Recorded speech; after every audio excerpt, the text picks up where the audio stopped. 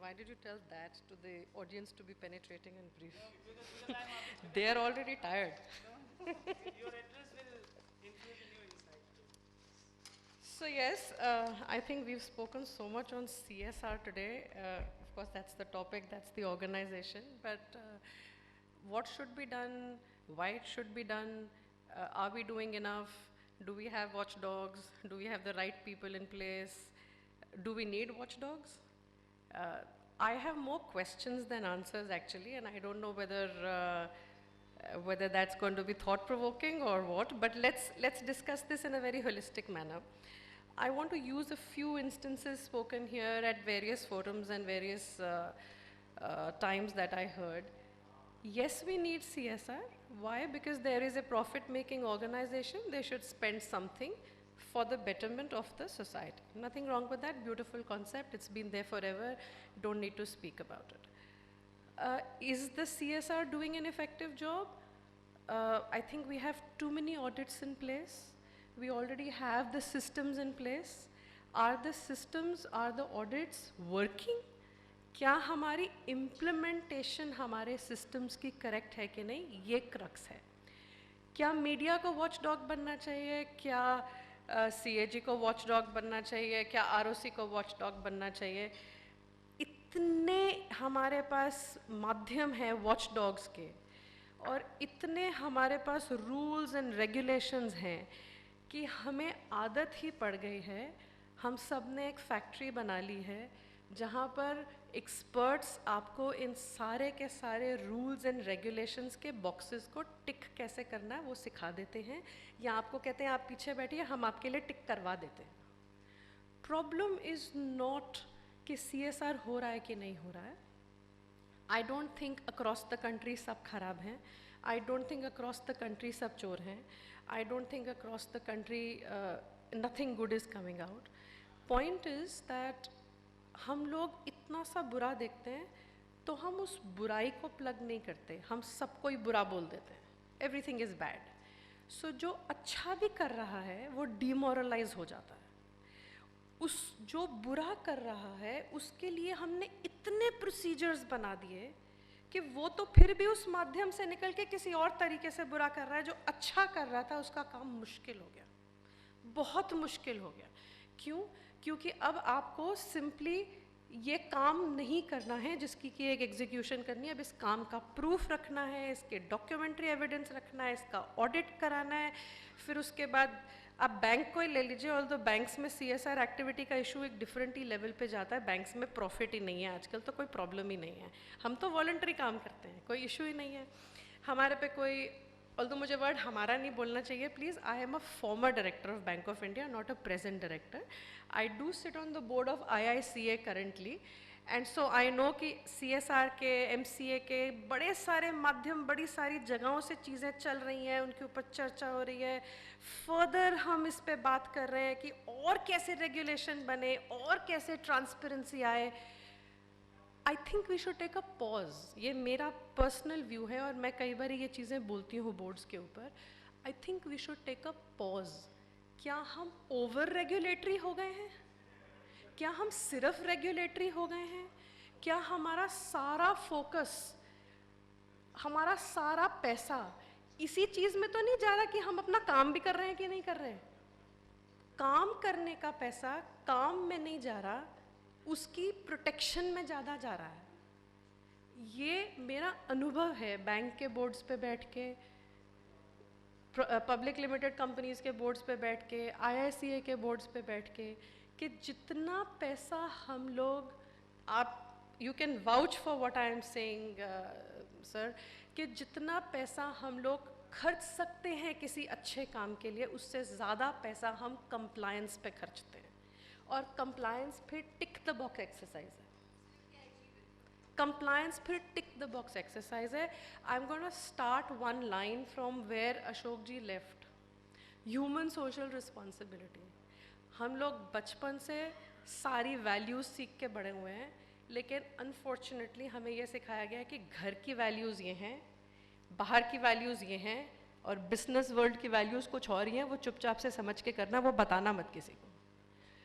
ये जो हमारी कंप्लीट डिसइंटीग्रेशन है within our own body, within our own mind. हम 3 लाइव्स जीते हैं, घर की वैल्यूज़ जो हमने अपने बच्चों को सिखानी है, बाहर की वैल्यूज़ जो हमने दुनिया को दिखानी है, बट बिजनेस की वैल्यूज़ जो हमने दरवाजे के पीछे करनी है। कहीं ना कहीं this has to be brought to a very holistic and a very balanced set of values. तो हम फाइनेंशियल इंक्लूजन की जो बातें, जो एक्चुअली इस सेशन का टॉपिक था, जिस पे आई थिंक हम लोग अभी तक आए ही नहीं हैं फॉर वन रीज़न और दी अदर, उसको हम एक होलिस्टिक अप्रोच दे सकते हैं।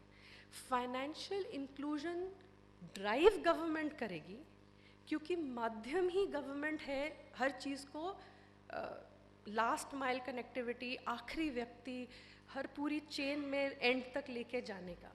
लेकिन गवर्नमेंट इन इटसेल्फ, या हमारे एमपीज़ या मिनिस्टर्स, या हमारा जो इवन जो हमारा पूरा का पूरा गवर्नमेंटल सिस्टम है, वो बेसिकली पॉलिसीज़ बनाते हैं, उसके एसओपीज़ बना देते हैं कि भाई स्टैंडर्ड प्रोसीजर्स क्या होने चाहिए, उसमें आपके प्रॉब्लम्स के साथ साथ आपके checks and balances build in कर देते हैं। लेकिन उसकी इम्प्लीमेंटेशन का जो भार है वो केवल गवर्नमेंट ऑर्गेनाइजेशंस पे पड़ जाता है।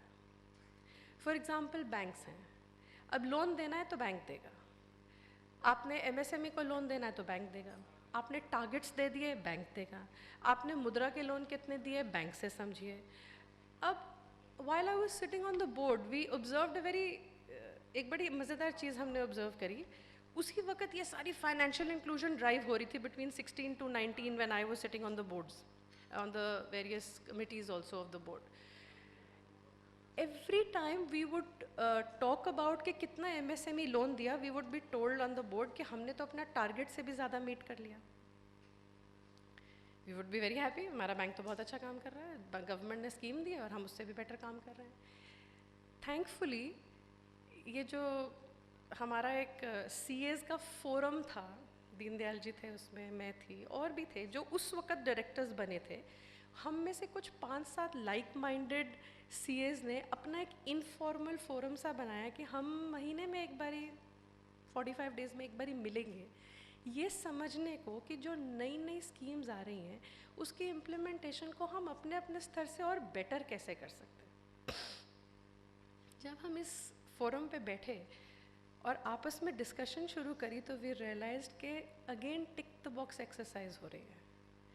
माइक्रो मुद्रा इन सब के नाम पे जो टिक द बॉक्स एक्सरसाइज है उसमें लोग नहीं जोड़े जा रहे हैं, उसमें जो ऑलरेडी मीडियम और स्मॉल लेवल के बंदे हैं, जिनके कोलैटरल्स ऑलरेडी बैंक के पास हैं, जिनकी ऑलरेडी सारी चीज़ें बैंक के पास अवेलेबल हैं, उन्हीं को ये लोन्स दिए जा रहे हैं, उन्हीं के पास ये चीज़ वापस जा रही है। जब हम वापस जाके ग्रैन्युलर चेकिंग में चले गए कि कितने नए लोन जोड़े गए, कितने नई चीज़ें आई, तो पता चला कि नया तो था लेकिन हमारा ग्रुप कॉमन था जिसको ये सारे लोन्स जाते थे, जो एग्जिस्टिंग कस्टमर्स थे आपके, आपने एक्चुअली नए बहुत कम लोग जोड़े।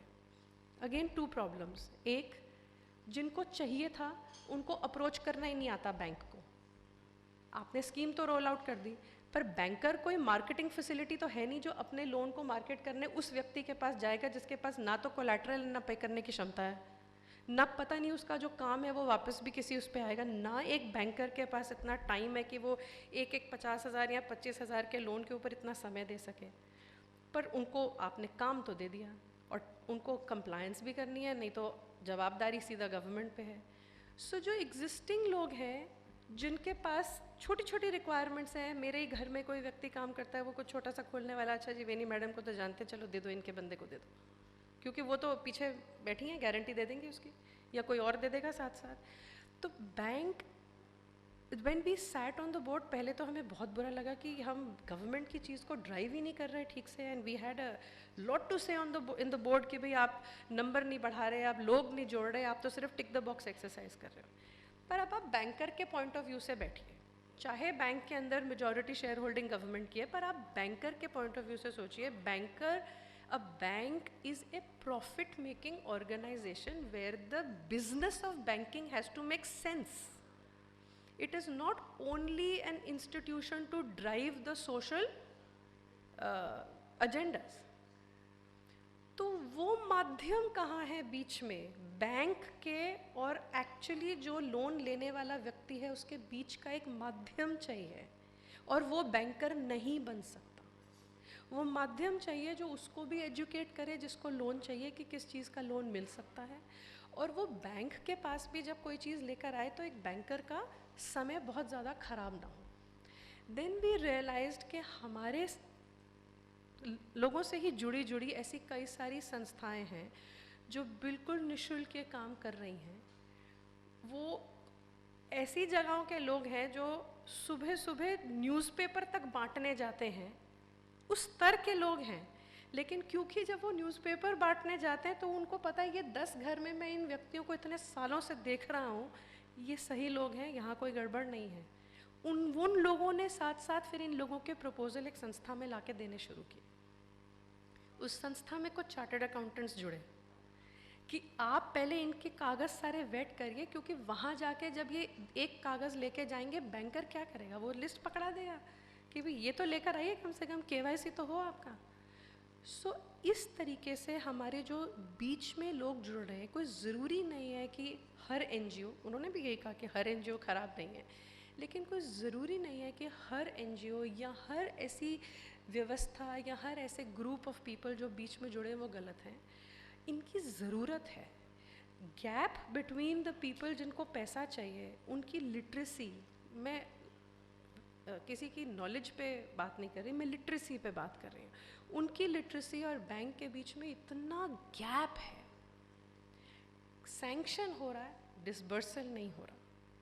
बीच में वो लोन आया, लोन का एक सिस्टम आया जब हम लोग वहाँ पे थे कि भाई 59 मिनट्स में और 59 इसमें आपके सारा कुछ सैंक्शन हो जाएगा। सैंक्शन तो हो जाता था, पर सैंक्शन और डिसबर्समेंट के बीच में एक क्लॉज थी, वो क्लॉज कभी पूरी ही नहीं होती थी। Sanction huge amounts, disbursal 5%। दूसरे एरिया पे जहाँ पे मैं थोड़ी सी फोकस डालना चाहती हूँ, आई नो अभी 2 और स्पीकर्स हैं और आप परेशान हो चुके हैं already, is the insurance segment, and specifically क्योंकि हमारे पास LIC से जुड़े हुए हैं सर, तो I have a thought process कि insurance in itself is a huge area of financial inclusion, जो कि हमारी कंट्री में अभी टोटली मिसिंग है। हम अभी इंश्योरेंस के नाम पे जो पढ़े लिखे लोग हैं वो अपनी लाइफ इंश्योरेंस करा लेते हैं, डिपेंडिंग अपॉन हम क्या कमाते हैं, तो हमारे बाद हमारे बीवी बच्चे या हस्बैंड बच्चों को क्या रहना चाहिए, उनका लाइफस्टाइल ख़राब ना हो, या हमें मेडिक्लेम मालूम है क्योंकि उसके हमें तो टैक्स बेनिफिट मिल जाया करता है। ऐसे करके हमारे पास कुछ 3-4 चीज़ें हैं जिनके बारे में हमें पता है, और इससे आगे हमारी सोच नहीं जाती। बिजनेस में है, ठीक है, इंश्योरेंस करा लीजिए जो कि आप हर चीज़ से इंडेमनीफाइड रहें। Why can MSMEs not have their loans insured?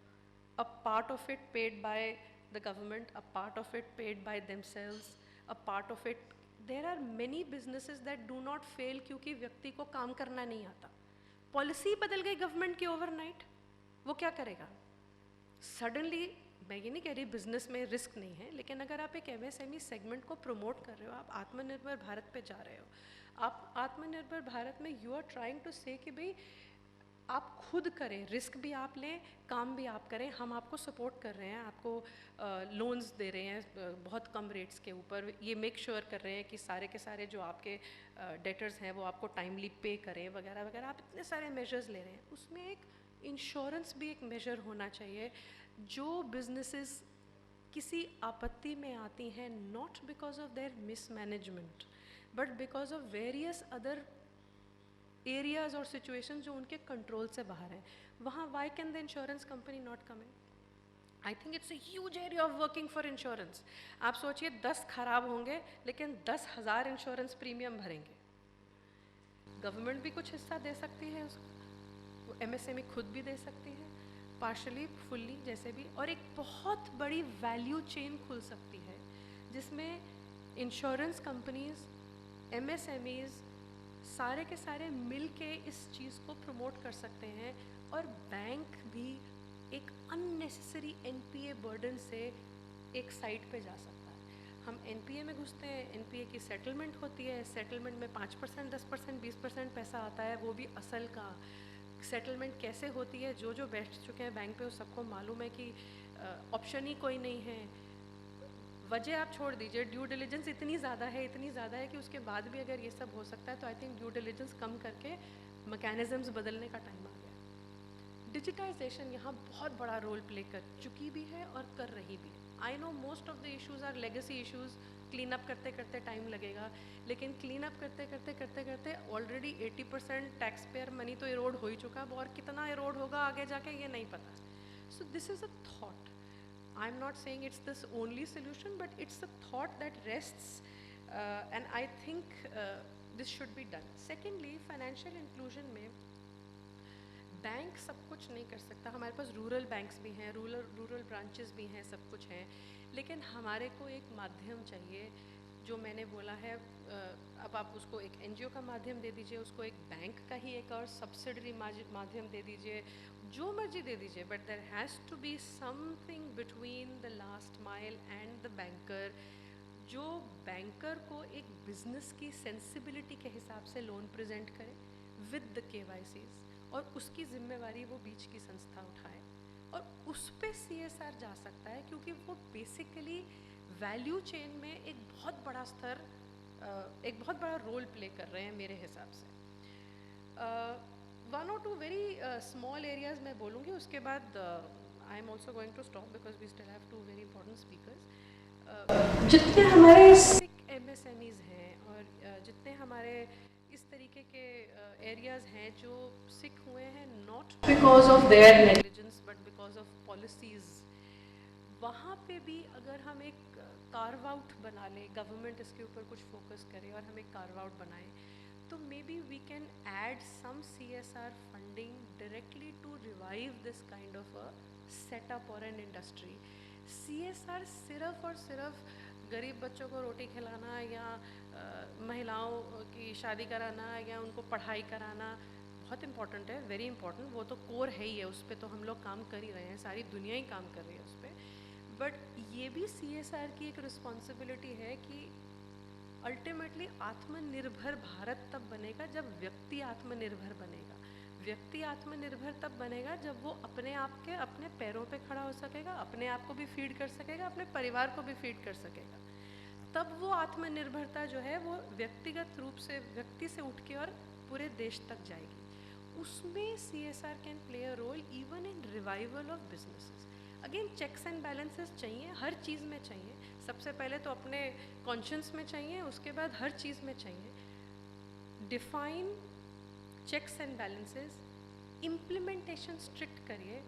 10,000 संस्थाएं एक के पीछे मत लगाइए, 2 संस्थाएं लगाइए जो कि एक चेक एंड बैलेंस का फिर एक चेक एंड बैलेंस बने, but that's it. Compliance levels इतने ज़्यादा ह्यूज, ईज़ ऑफ बिजनेस हम कहते हैं, हो भी रही है, ऐसा नहीं कि हो नहीं रही है। बहुत सी चीज़ों पे बहुत ईज़ ऑफ बिजनेस आ रही है, बहुत से कंप्लायंसेस पे ईज़ आई है। जो लोग इनकम टैक्स प्रैक्टिस करते हैं दे विल रियलाइज़, ऑल्दो सब खुश नहीं है उससे, वो एक अलग पॉइंट है, बट वो रियलाइज़ करेंगे कि फेसलेस असेसमेंट आने के बाद एक्चुअली आप अपने घर के या ऑफिस के माध्यम से बैठ के कितना काम निपटा सकते हैं, जो कि आप वहाँ सारा दिन एक अफसर के कमरे के बाहर खड़े रहते थे और फिर भी काम ख़त्म नहीं होता तो कहता था कल सुबह आना। सो ऐसा नहीं है कि ईज़ नहीं हो रही है, हम लोगों को एक आदत भी पड़ गई कि जो मिल गया वो तो ठीक है अभी, लेकिन कंप्लेंट। तो मेरा, I am just leaving you with more questions and more thought processes, I am not leaving you with solutions. So that's all I wanted to add to today's this thing. Thank you so much for your patient listening. Thank you.